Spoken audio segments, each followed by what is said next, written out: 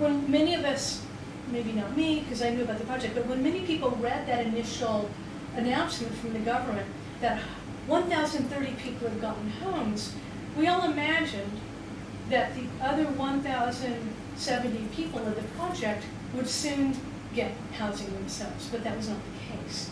The Shakespeare project was designed as a randomized controlled trial that intentionally left half of the participants homeless in order to have a control. The project website praised the almost made in Canada aspect of this study. You may have this in Taiwan too. Second world countries that have a big brother, ours is the US, often have this kind of, we did it first, we've done this thing. So there was a kind of made in Canada feel to the publicity. And at one point they said this is the largest study of its kind in the world. That was true. But that shouldn't have been a source of Canadian pride. Because Canada had already been singled out by the international community as a place that had breached the human rights obligations it had toward its citizens. And so at that point, Canada stood alone as the only nation on the planet to conduct research using a randomized controlled trial on people that had already been identified by global players as lacking housing. So this was a big problem. So I'll tell you just a little tiny bit about kind of the housing situation in Canada. All first world countries have some degree of homelessness. And many people think that the cause of homelessness in developed countries lies in the structure of home ownership, but this is not the case. Home ownership rates vary quite widely in relationship to degrees of homelessness. So there's no straightforward relationship between home ownership as an ideology or practice and degrees of homelessness. Rather, you have to look at the whole composition of the market, including gross availability of any housing at all, the structure of the rental market, and the structure of state-supported or some kind of social supported housing. And these, of course, are all dependent on factors like wealth distribution, employment policies, the development of welfare resources, land use, etc. A lot of people also think that homelessness is kind of a bell curve, but this is also not the case.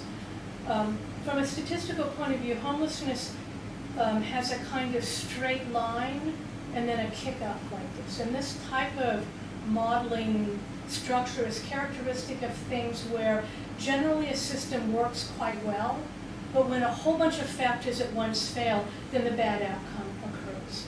So droughts, for example, are well described by this kind of feature. So in countries that have periodically devastating droughts, generally the environment and the farming and all of these things work relatively well together.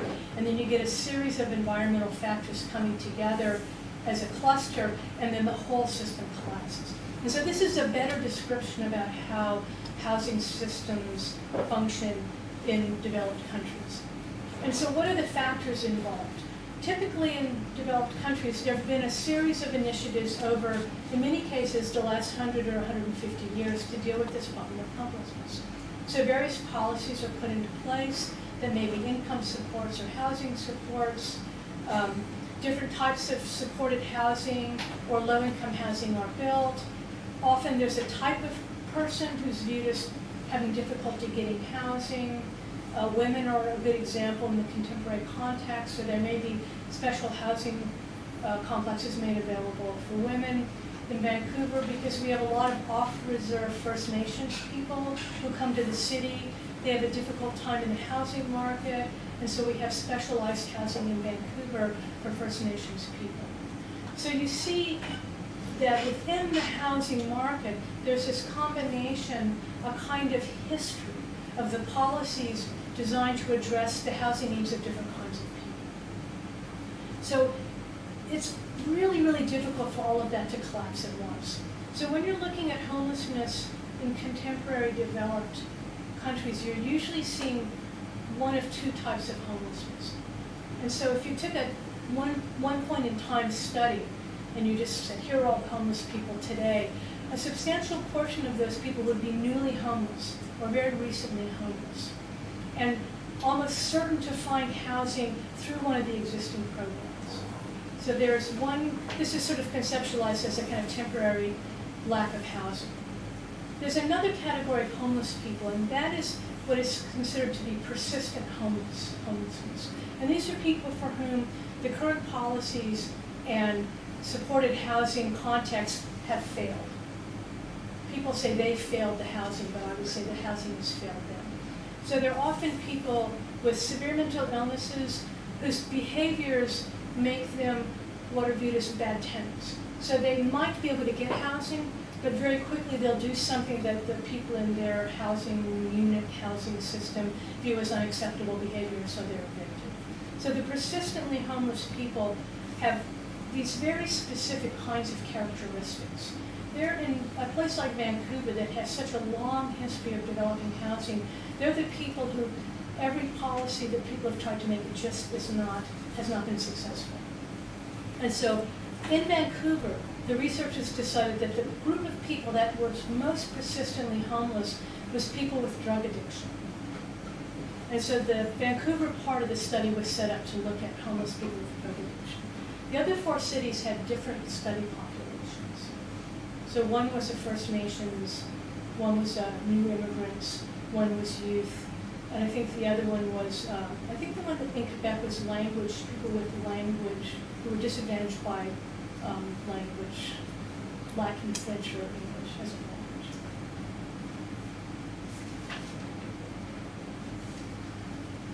Okay, you may remember that Vancouver had the Olympics, the Winter Olympics in 2010. So when Vancouver won the Olympics in 2005, 2006, people said, oh my God, we have this whole very famous neighborhood called the Downtown East Side. It's called the poorest postal code in Canada. And so we have to do something about this neighborhood because we can't invite the world here to ski and play hockey and then have this thing, which I often call research Disneyland. Because this is a site where everyone does research, because you have every kind of social problem compressed into about a 12 by 4 block area.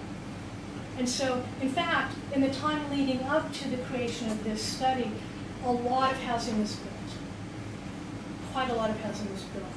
About 800 new housing units came online. About half of those were for specialized groups of people who at that point were not being served well. Elderly people were one identified category. The other 400 went into the general pool of housing that would be available across the board to people who were seeking supported housing. So there's something called the BC Housing Commission. And so their job is to basically manage this whole batch of apartment buildings and there's different forms of housing. So they're subsidized, they're like market housing. They're not sort of SROs. Often you don't know that the building next to yours is one of these kinds of buildings. And so they're income tested. So if your income is up at this level, you pay this amount of rent. If your income is lower, you pay this. And so this housing system that I'm describing, I want you to understand as being quite a robust system that worked relatively well, though it was not completely comprehensive. The second feature of Vancouver's housing market and all the other 4 cities is that the vacancy rate was less than 0%. So there was literally no housing available. So you might think, wow, let's take that $150 million and build some new housing or somehow create new housing units. But unfortunately, the study was set up so that not a single unit of housing, permanent housing, was designed into the study. In other words, the people that received housing were placed into the existing system with basically 0 vacancy rate. And so they actually displaced other homeless people, previously homeless people. So what happened was there were waiting lists. And so the waiting lists had problems, obviously. And many people complained that they privileged certain groups of people and not other groups of people, or that as different city administrations came in, the waiting list got shaped in different ways.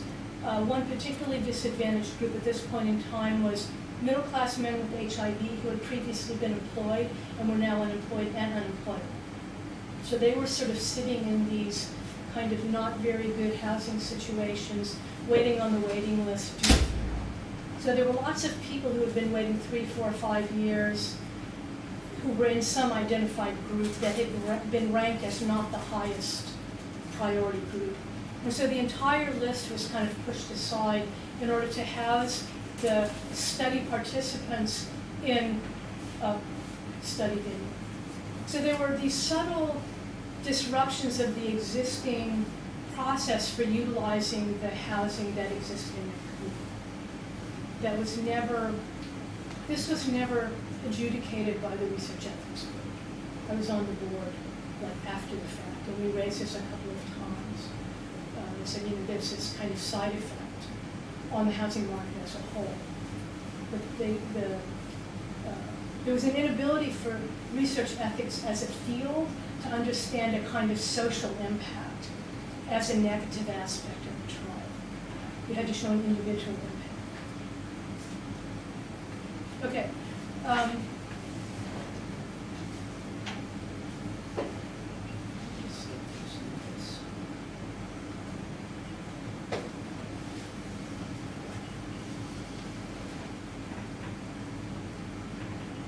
I want to note again, I talked about this a little bit yesterday, but the researchers, these were progressive researchers. It was also progressive city government at this time. There were other stakeholders who were part of the administration of the research project. They identified research subjects. They did some of the counseling and the selection of research subjects. So 2 of the major mental health serving agencies were involved, both of which came out of the radical psychiatry movement. So these are not, bad people. These are not unkind people, and they were not people who didn't understand a kind of critical approach to mental health and to housing. And so they often described the research subjects as desperate people. They didn't shy away from emphasizing the terrible situation that the research subjects were in. But they used the fact that there was a virtually zero vacancy rate and the desperation of the research subjects in particularly problematic ways. And so, I want to talk a little bit about some of the criterion for evaluating research ethics. So, because trying to skip a second. Okay. Randomized trials, as I mentioned yesterday, are a very specific form of research practice. They were originally used in drug trials, and because they were dealing with untested drugs, a huge number of restraints were put on the randomized control trial. In fact, in the ethics codes, they're understood to be a research design of last resort, that you should only use if no other research method is capable of demonstrating the utility or value of some drug or treatment. So when the research design was switched from randomized controlled trial of drugs to randomized controlled trial of social phenomenon, the research ethics boards were unsure how to apply the original rules. A lot of them have to do with how the statistical dimensions of the randomized controlled trial work.